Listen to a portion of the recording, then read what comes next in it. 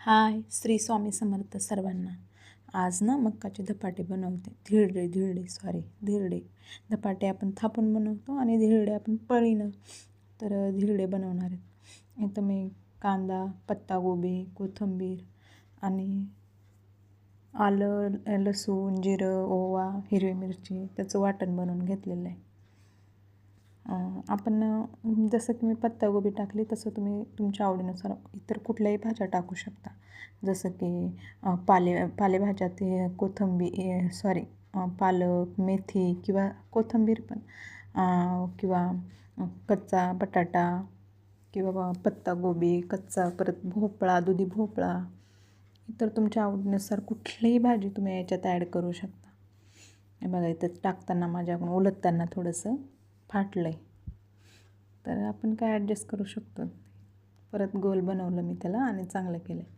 तर इथं पळीनं असे पसरून घ्यायचे चांगले, छान गोल मस्त आणि छान लागतात. थोडंसं बेसन पीठ पण घातलेलं मी याच्यामध्ये. ओवा, ते हिरवी मिरची आपल्या आवडीनुसार, तिखट कमी जादा आपल्या आवडीनुसार. खमंग लालसर भाजून घ्यायचे मस्त. मी एक वेळेस पालक टाकून पण बनवले होते, खूप छान लागतात, लय भारी टेस्टी.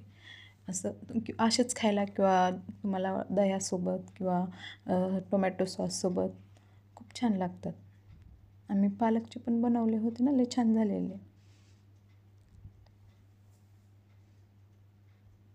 बघा असे छान पातळ पसरून घ्यायचं, लालसर मस्त भाजायचं.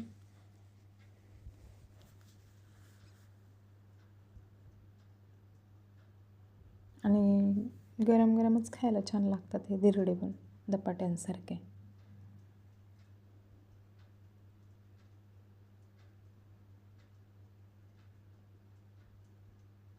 बघा इथं आपले धिरडे तयार आहे. तुम्हाला माझ्या रेसिपी आवडत असेल तर लाईक करा, शेअर करा आणि हो, सबस्क्राईब करा. बघा इथं तयार आहे आपले मक्काचे धिरडे.